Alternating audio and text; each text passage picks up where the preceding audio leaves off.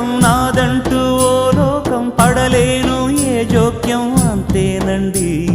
బాగుంది మీ టేస్టు నాకెంతో నచ్చేట్టు మనసెంతో మెచ్చేట్టు మీ మీదొట్టు. అందుకే నే దిగి వచ్చా వంచని నా తల వంచ స్నేహ భావమా. అందుకే నే దిగి వచ్చా వంచని నా తల